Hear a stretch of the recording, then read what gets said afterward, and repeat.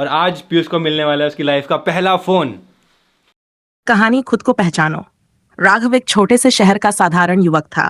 वह हमेशा दूसरों की सलाह पर चलता और अपनी खुद की काबिलियत को नजरअंदाज करता।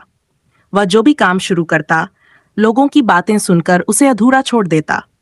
धीरे धीरे उसका आत्मविश्वास कम होता गया और वह खुद पर विश्वास खोने लगा। एक दिन राघव को एक पुराने साधु से मिलने का मौका मिला, जो शहर के बाहरी हिस्से में रहता था। साधु ने राघव से पूछा, तुम इतने निराश क्यों हो बेटा? राघव ने अपनी सारी समस्याएं साधु को बताई और कहा, मुझे लगता है कि मुझ में कोई खासियत नहीं है, इसलिए मैं कुछ भी अच्छा नहीं कर सकता। साधु ने मुस्कुराते हुए कहा, क्या तुम जानते हो कि समुद्र के किनारे पड़ी एक साधारण सीप के अंदर भी कभी कभी कीमती मोती छुपा होता है? राघव ने सिर हिला दिया। साधु ने कहा, हर इंसान में एक अनमोल मोती छिपा होता है, जिसे खुद पहचानना पड़ता है। अगर तुम दूसरों की आवाज सुनते रहोगे तो अपनी खुद की आवाज कभी नहीं सुन पाओगे। अपनी ताकत को पहचानो, क्योंकि जब तक तुम खुद पर विश्वास नहीं करोगे, तब तक दुनिया भी तुम पर विश्वास नहीं करेगी।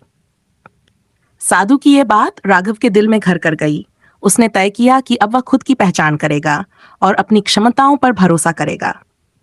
उसने छोटे छोटे कदम उठाने शुरू किए, अपनी रुचियों और कौशल को निखारा और धीरे धीरे उसमें आत्मविश्वास लौट आया। कुछ सालों बाद राघव एक सफल लेखक बन गया। वह अपने अनुभवों और कहानियों से लोगों को प्रेरित करने लगा।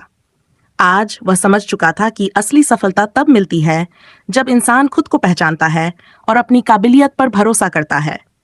कहानी का संदेश, जीवन में सबसे जरूरी है खुद की पहचान करना।